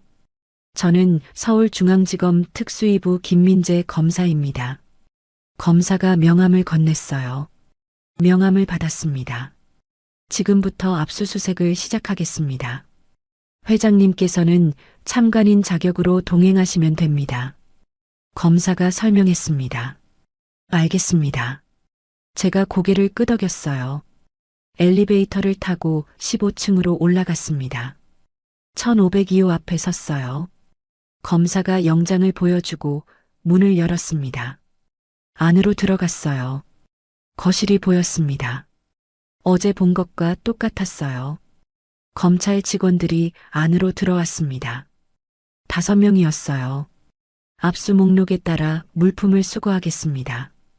검사가 말했습니다. 직원들이 움직이기 시작했어요. 한 직원이 안방으로 들어갔습니다. 드레스룸 문을 열었어요. 명품 가방들이 줄지어 놓여 있었습니다. 에르메스 버킨백 5개, 샤넬 클래식 백 8개, 루이비통 가방 14개. 직원이 하나씩 세면서 상자에 담았어요. 저는 드레스룸 문 앞에 서서 지켜봤습니다. 명품 가방들이 하나씩 상자에 들어갔어요. 며느리가 회사 돈으로 산 가방들이었습니다. 거실로 나왔습니다. 다른 직원이 장식장을 뒤지고 있었어요. 명품 시계가 나왔습니다. 롤렉스 시계 3개였어요. 이것도 압수 목록에 있습니다. 직원이 시계를 비닐봉지에 넣었어요. 또 다른 직원이 서재를 뒤지고 있었습니다. 서류들을 꺼내서 확인했어요. 법인카드 영수증들이 나왔습니다. 이것도 증거물입니다. 직원이 서류를 봉투에 넣었어요. 1시간 동안 압수수색이 진행됐습니다. 명품 가방 27개, 명품 시계 3개, 명품 의류 50여 벌, 법인카드 영수증 200여 장. 모두 압수됐어요. 압수 목록을 작성하겠습니다. 검사가 노트북을 열었습니다. 타자를 치기 시작했어요. 저는 거실 소파에 앉았습니다. 주변을 둘러봤어요. 며느리가 살던 집이었습니다. 비싼 가구들, 큰 텔레비전, 고급 식탁. 모두 제 돈으로 산 것들이었어요. 가슴이 답답했습니다. 회장님, 괜찮으십니까? 최 전무가 옆에 앉으며 물었어요. 괜찮아. 제가 대답했죠. 압수 목록 작성이 끝났습니다. 검사가 프린터로 출력했어요. 회장님, 여기 확인 서명 부탁드립니다. 검사가 서류를 건넸습니다. 서류를 받아서 읽었어요. 압수 물품 목록이 빼곡하게 적혀 있었습니다. 서명란에 이름을 썼습니다. 박금주. 고맙습니다. 검사가 서류를 받았어요. 직원들이 압수 물품들을 들고 나갔습니다. 큰 상자 5개였어요. 저도 일어났습니다. 아파트를 나가려는데 누가 복도에 서 있었어요. 며느리 친정 어머니 오유진이었습니다. 사돈 어른. 어머니가 떨리는 목소리로 불렀어요. 저는 걸음을 멈췄습니다. 어머니가 제 앞으로 다가왔어요.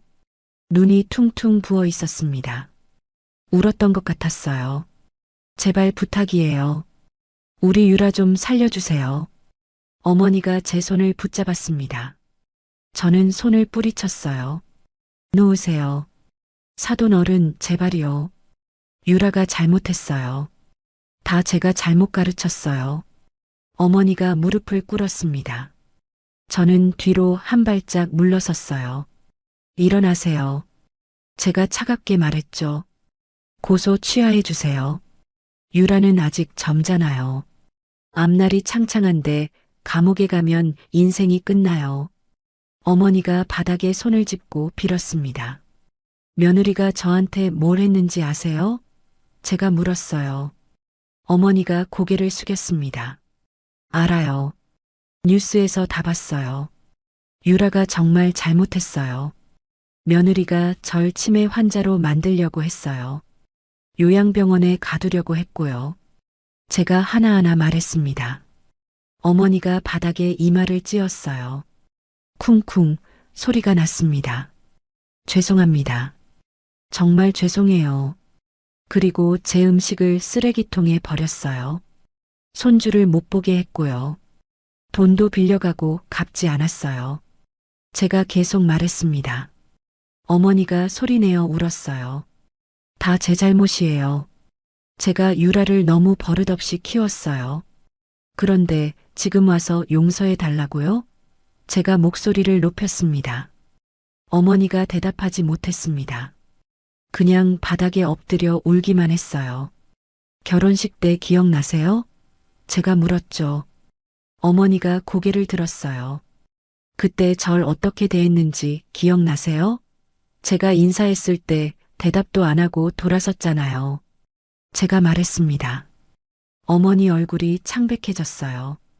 그리고 며느리한테 뭐라고 속삭였죠. 저를 보고 비웃었어요. 제가 계속 말했습니다. 죄송해요. 정말 죄송해요. 어머니가 바닥을 치며 빌었습니다. 그때는 절 무시해도 됐어요. 가난한 시골 할머니니까요. 하지만 지금은 다르죠? 제가 차갑게 말했어요. 어머니가 고개를 들었습니다. 눈물 범벅인 얼굴로 저를 쳐다봤어요. 이제 와서 빌어봤자 소용없어요. 며느리는 자기가 저지른 죗값을 치러야 해요. 제가 단호하게 말했습니다. 사돈 어른. 어머니가 울먹였어요. 저는 어머니를 지나쳐 걸어갔습니다. 뒤에서 어머니 울음소리가 들렸어요. 제발요. 한 번만 용서해 주세요. 듣지 않았습니다. 엘리베이터를 탔어요. 문이 닫혔습니다. 엘리베이터가 내려갔어요. 최 전무가 제 얼굴을 쳐다봤습니다. 회장님, 괜찮으십니까? 최 전무가 조심스럽게 물었어요. 괜찮아. 제가 짧게 대답했죠. 1층에 도착했습니다. 문이 열렸어요. 로비를 지나서 밖으로 나왔습니다. 차에 올라탔어요. 차가 출발했습니다. 저는 창밖을 바라봤어요. 아파트가 점점 멀어졌습니다. 회장님, 이제 회사로 가시겠습니까? 최 전무가 물었어요. 아니, 집에 가고 싶어. 제가 대답했죠. 알겠습니다. 차는 천호동으로 향했습니다. 30분쯤 걸렸어요. 빌라 앞에 도착했습니다. 기자들은 이제 없었어요. 차에서 내렸습니다. 회장님, 내일 또 찾아뵙겠습니다. 최 전무가 말했어요. 그래, 고생했어. 제가 대답했죠. 빌라로 들어갔습니다. 계단을 올라가서 제 집 문을 열었어요. 안으로 들어갔습니다. 조용했어요. 소파에 앉았습니다. 온몸에서 힘이 빠졌어요. 오늘도 긴 하루였습니다. 핸드폰을 켰어요. 뉴스를 검색했습니다. 며느리 명품 27개 압수, 시가 2억 원 넘어. 기사 제목이 떴어요. 클릭해서 읽었습니다. 오늘 검찰은 오유라 씨의 자택을 압수수색하여 명품 가방 27개를 비롯한 2억 원 상당의 물품을 압수했다. 기사 내용이었습니다. 댓글을 봤어요. 명품 27개? 완전 쇼핑 중독자네. 2103명이 공감했습니다. 회사 돈으로 명품 사재기하고 양심도 없나? 3891명이 공감했어요. 핸드폰을 내려놓았습니다. 눈을 감았어요. 오늘 며느리 친정 어머니 얼굴이 떠올랐습니다. 바닥에 엎드려 우는 모습이요. 가슴이 아팠어요. 하지만 후회하지 않았습니다. 제가 할 일을 한 거니까요. 그날 이후 2달이 지났습니다. 그 2달 동안 많은 일이 있었어요. 대치동 아파트 소유권이 제 명의로 완전히 이전됐습니다. 그리고 그 아파트를 매물로 내놨어요. 시세대로 42억 원에 내놨는데 일주일 만에 계약이 들어왔습니다. 한 달 뒤 잔금까지 다 받았어요. 42억 원이 제 통장에 들어왔습니다. 며느리가 구매한 명품들은 모두 경매로 넘어갔어요.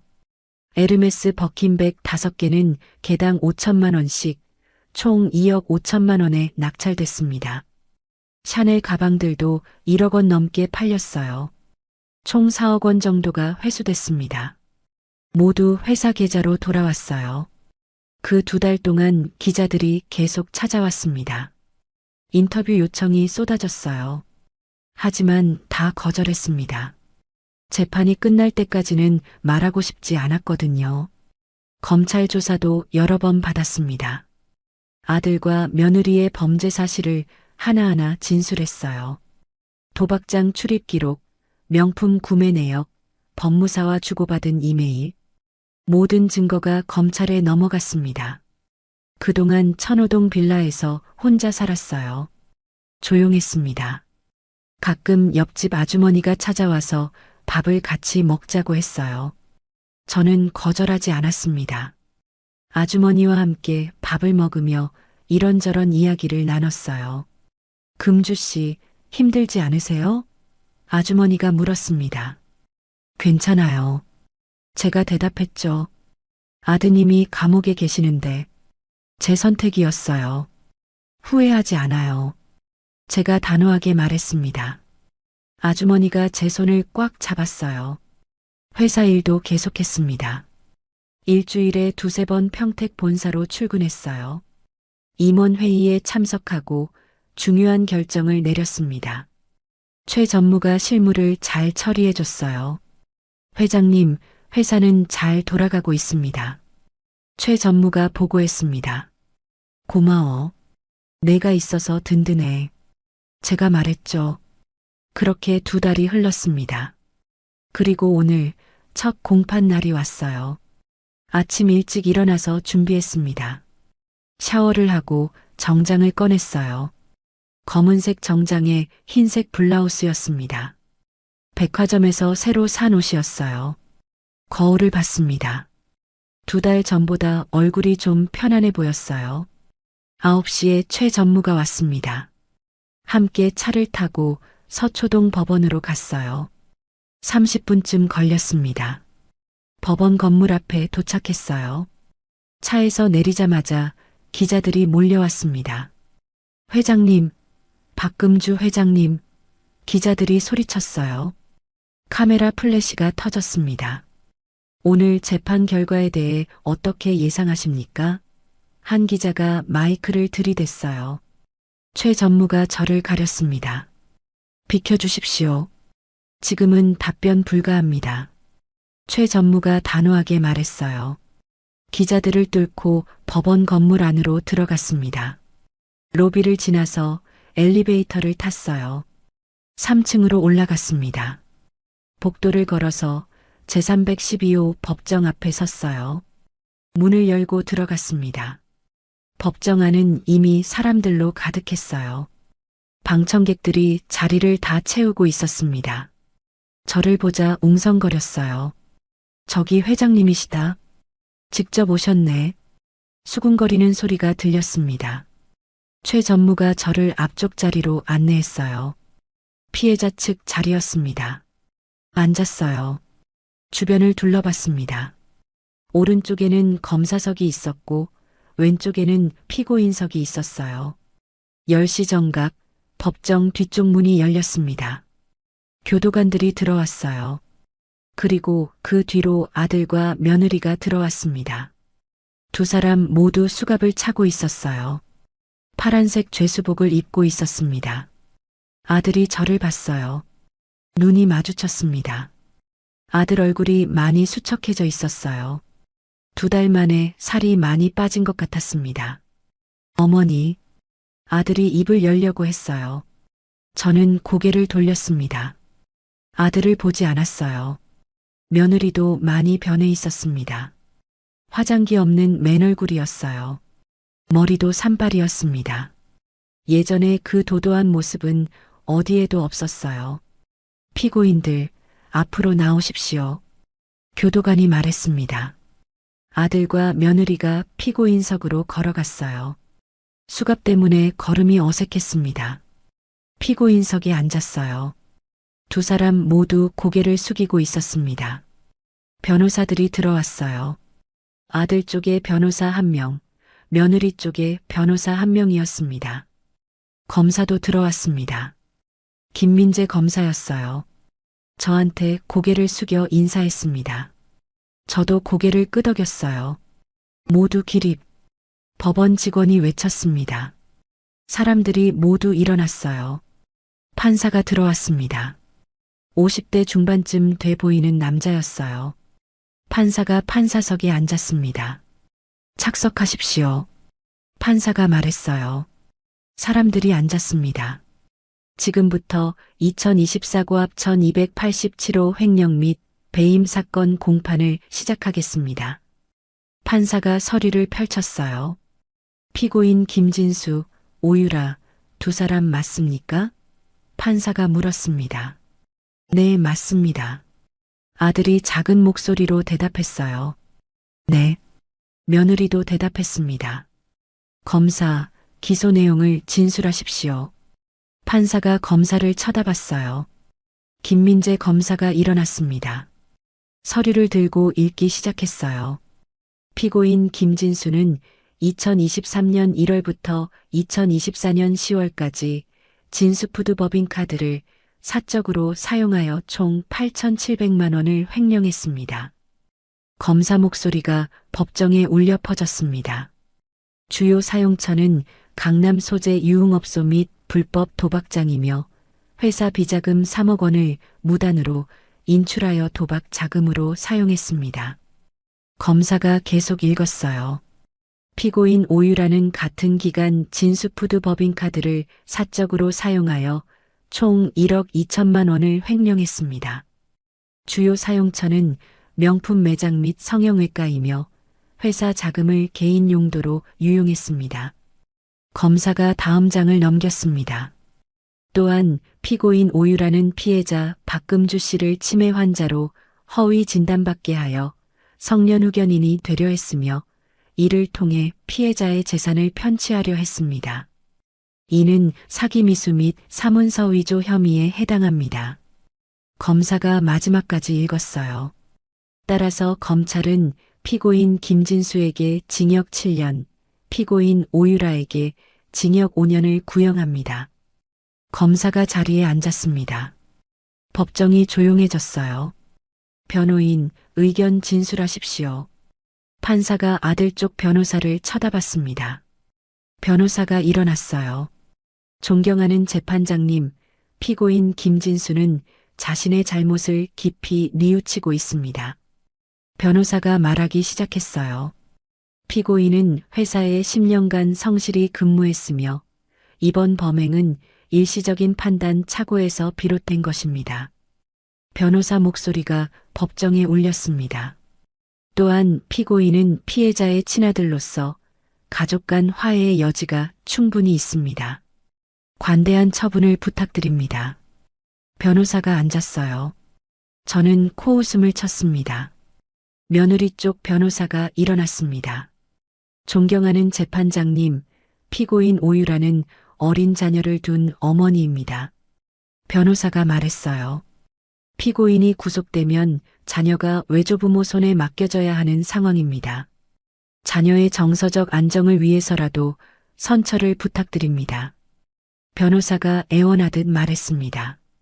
그리고 피고인은 시어머니와의 관계 개선을 진심으로 원하고 있습니다. 변호사가 앉았어요.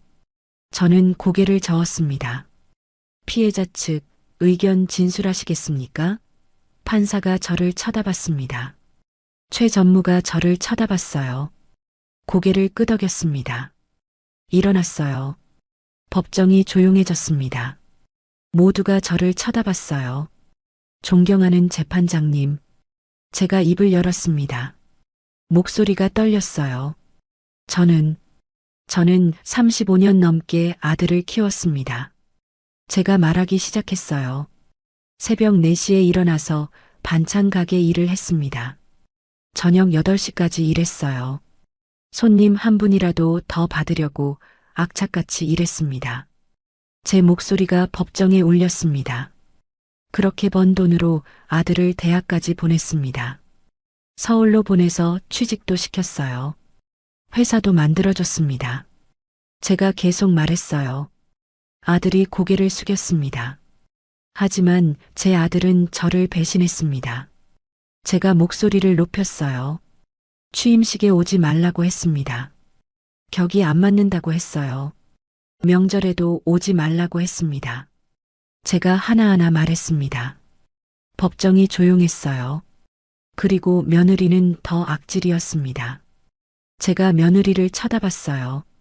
며느리가 몸을 떨었습니다. 저를 치매 환자로 만들어서 요양병원에 가두려 했습니다. 제 재산을 빼앗으려 했어요. 제가 말했죠. 제 음식을 쓰레기통에 버렸습니다. 손주를 못 보게 했어요. 돈을 빌려가고 갚지 않았습니다. 제가 계속 말했습니다. 며느리가 울기 시작했어요. 이런 사람들을 어떻게 용서할 수 있습니까? 제가 판사를 쳐다봤어요. 판사가 저를 바라봤습니다. 변호인은 가족 간 화해라고 했습니다. 하지만 이미 가족은 아닙니다. 제가 단호하게 말했어요. 저는 이 두 사람이 법의 심판을 제대로 받기를 원합니다. 제가 마지막으로 말했습니다. 자리에 앉았어요. 온몸이 떨렸습니다. 법정이 조용했어요. 아무도 말하지 않았습니다. 피고인들, 최후 진술하시겠습니까? 판사가 물었습니다. 아들이 일어났어요. 어머니, 아들이 저를 쳐다봤습니다. 저는 고개를 돌렸어요. 아들을 보지 않았습니다. 정말 죄송합니다. 아들 목소리가 떨렸어요. 제가 잘못했습니다. 변명의 여지가 없습니다. 아들이 울먹였습니다. 하지만 어머니, 한 번만 용서해 주세요. 아들이 무릎을 꿇었어요. 법정 안에서 무릎을 꿇었습니다. 어머니, 제발이요. 아들이 바닥에 이마를 찧었습니다. 쿵 소리가 났어요. 저는 눈을 감았습니다. 보고 싶지 않았어요. 피고인, 자리로 돌아가십시오. 판사가 말했습니다. 교도관이 아들을 일으켰어요. 아들이 다시 피고인석에 앉았습니다. 며느리도 일어났습니다. 어머님, 며느리가 떨리는 목소리로 말했어요. 죄송합니다. 정말 죄송합니다. 며느리가 울었습니다. 제가 너무 잘못했습니다. 어리석었습니다. 며느리가 바닥을 보며 말했어요. 제발 한 번만 기회를 주세요. 아이가 아직 어립니다. 며느리가 흐느꼈습니다. 저는 듣지 않았어요. 고개를 돌리고 창밖을 바라봤습니다. 피고인, 자리로 돌아가십시오. 판사가 말했습니다. 며느리가 앉았어요.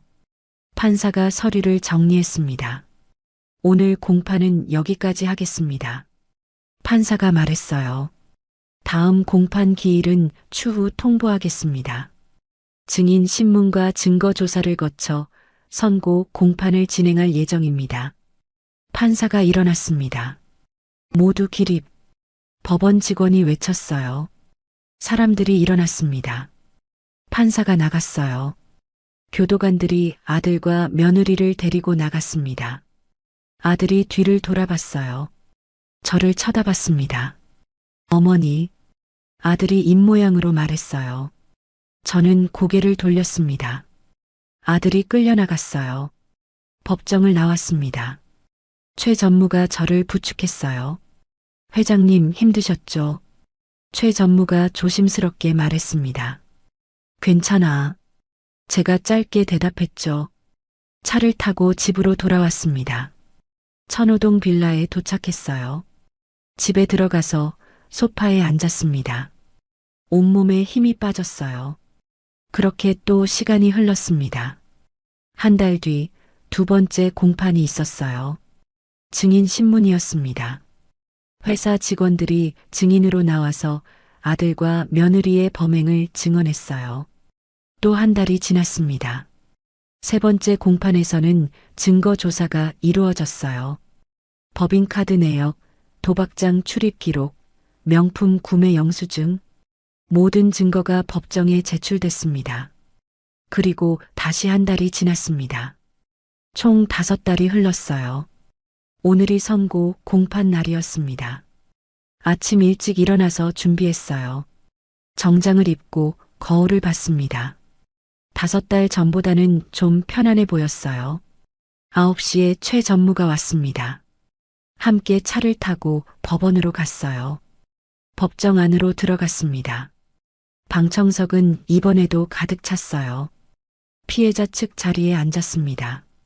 잠시 후 아들과 며느리가 들어왔어요. 두 사람 모두 5달 전보다 더 수척해 보였습니다. 아들이 저를 쳐다봤어요. 눈이 마주쳤습니다. 아들 눈에 눈물이 가득했어요. 저는 고개를 돌렸습니다. 모두 기립. 법원 직원이 외쳤어요. 판사가 들어왔습니다. 모두 앉았어요.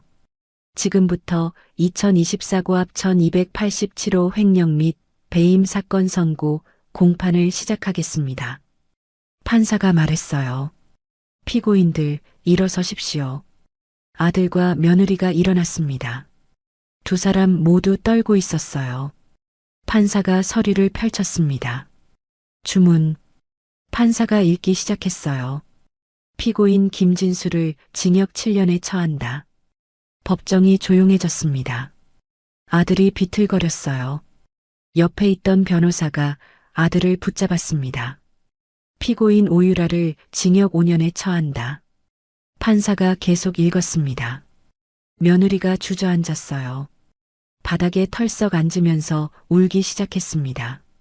또한 피고인들이 횡령한 금액 총 2억 원을 피해자 진수푸드에 배상할 것을 명한다. 판사가 마지막까지 읽었어요. 이상 선고합니다. 판사가 망치를 두드렸습니다. 탕, 탕, 탕. 소리가 법정에 울렸어요. 끝났습니다. 아들이 무릎을 꿇었습니다. 법정 바닥에 무릎을 꿇고 저를 쳐다봤어요. 어머니, 아들이 소리쳤습니다. 저는 일어났어요. 법정을 나가려고 했습니다. 어머니, 제발. 아들이 계속 소리쳤어요. 듣지 않았습니다. 최 전무가 저를 부축해서 법정 밖으로 나갔어요. 엘리베이터를 탔습니다. 문이 닫혔어요. 1층으로 내려갔습니다. 밖으로 나왔어요. 기자들이 몰려왔습니다. 회장님, 선고 결과 어떻게 생각하십니까? 기자가 마이크를 들이댔어요. 저는 걸음을 멈췄습니다. 저는 정의가 승리했다고 생각합니다. 제가 입을 열었어요. 제 아들과 며느리는 잘못을 저질렀습니다. 그 대가를 치르는 것은 당연합니다. 제가 말했죠. 용서할 생각은 없으십니까? 기자가 물었어요. 용서는 그들이 진정으로 뉘우쳤을 때 생각해 보겠습니다. 하지만 지금은 아닙니다. 제가 단호하게 말했어요. 차로 걸어갔습니다. 차에 올라탔어요. 차가 출발했습니다. 회장님, 어디로 가시겠습니까?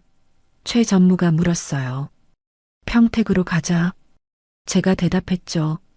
1시간 반쯤 걸렸습니다. 제가 35년 동안 살았던 평택 집 앞에 도착했어요. 차에서 내렸습니다. 대문을 열고 들어갔어요. 뒤쪽 밭으로 갔습니다. 배추가 자라고 있었어요. 상추도 있었습니다. 밭에 쪼그리고 앉았어요. 흙을 만졌습니다. 따뜻했어요. 회장님, 최 전무가 조심스럽게 불렀어요. 왜? 제가 뒤를 돌아봤습니다. 이제 어떻게 하실 겁니까? 최 전무가 물었어요. 아직은 계속할 거야. 제가 말했습니다. 회사가 완전히 안정될 때까지는 내가 책임져야지. 하지만 실무는 내가 더 많이 맡아줘. 난 중요한 결정만 할게. 제가 최 전무 어깨를 두드렸습니다. 알겠습니다, 회장님. 최 전무가 대답했어요. 그리고 조만간 올림픽 파크 포레온으로 이사할 거야. 새 아파트에서 새로 시작하는 거지. 제가 웃으며 말했습니다. 그런데 손주는요? 최 전무가 조심스럽게 물었습니다. 손주는 외조부모가 키우고 있다며? 제가 물었죠. 네, 그렇습니다. 최 전무가 대답했어요. 그 아이는 죄가 없어. 제가 하늘을 보며 말했습니다. 나중에 아이가 좀 크면 그때 생각해보자. 알겠습니다. 최 전무가 조용히 대답했습니다. 집으로 돌아왔어요. 거실에 들어가서 주변을 둘러봤습니다. 35년 동안 살았던 집이었어요. 안녕. 제가 작게 인사했습니다. 차에 올라탔어요. 차가 출발했습니다. 창밖으로 평택거리가 스쳐 지나갔어요. 제가 35년 동안 살았던 동네였습니다. 서울로 돌아왔습니다. 천호동 빌라 앞에 차가 섰어요. 다음 주부터 이사 준비 시작하겠습니다. 최 전무가 말했어요. 그래. 고마워. 제가 차에서 내렸습니다. 집에 들어갔어요. 소파에 앉았습니다. 핸드폰을 켰어요. 뉴스를 검색했습니다. 진수푸드 회장 아들, 징역 7년 확정, 며느리도 징역 5년. 기사 제목이 떴습니다. 댓글을 봤어요. 회장님 정말 대단하시다. 이제 좀 편히 사시길. 핸드폰을 내려놓았습니다. 창밖을 바라봤어요. 해가 지고 있었습니다. 노을이 아름다웠어요. 눈물이 났습니다. 후련해서였어요. 드디어 끝났구나. 제가 중얼거렸습니다. 35년 넘게 아들을 키웠고 그 아들이 저를 배신했지만 이제 모두 끝이 났습니다. 창문을 열었습니다. 저녁바람이 방 안으로 들어왔습니다. 시원했어요. 나도 이제 평범하게 살 거야. 제가 혼잣말을 했습니다. 그때 전화가 울렸습니다. 최 전무였어요. 회장님, 아드님이 접견 신청을 했습니다. 회장님을 만나고 싶다고 합니다. 최 전무가 조심스럽게 말했습니다. 저는 한참 동안 말이 없었습니다. 아직은 아니야. 제가 천천히 대답했습니다. 시간이 좀 더 필요해. 라고 조용히 대답하고 전화를 끊었습니다. 알겠습니다. 최 전무가 전화를 끊었어요. 창밖을 다시 바라봤습니다. 이제 완전히 어두워졌어요. 가로등에 불이 들어왔습니다. 새로운 시작이었습니다. 새 아파트로 이사한 지 한 달이 지났습니다. 새로 이사한 올림픽 파크포레온 아파트 30층에서 내려다보는 서울의 야경은 정말 아름답습니다. 69년을 살았지만 이제야 두 다리 쭉 뻗고 제 인생을 살기 시작한 것 같습니다. 여러분, 이제 자식만을 바라보며 살던 시간들이 전부는 아닙니다. 요즘은 100세 시대잖아요. 이제라도 여러분 자신을 위해서 사시려고 노력해 보세요. 저도 이제 남은 인생은 제 방식대로 살아보려고 합니다. 아들은 여전히 감옥에 있고 며느리도 마찬가지입니다. 언젠가는 만나게 되겠죠. 하지만 그건 그들이 진심으로 뉘우쳤을 때의 일입니다. 손주는 외조부모 손에서 잘 자라고 있다고 들었어요. 나중에 그 아이가 크면 할머니가 왜 그런 선택을 했는지 이해해 주었으면 하는 바람입니다. 오늘의 이야기가 여러분의 마음에 조금이라도 위로가 되었다면 구독과 좋아요를 눌러주세요. 그리고 지금 어디에서 듣고 계신지 댓글로 알려주시면 그곳으로 행운의 기운을 듬뿍 담아 보내드리겠습니다. 늘 건강하시기를 기원드리며 오늘도 따뜻하고 행복한 하루 보내시기 바랍니다. 감사합니다.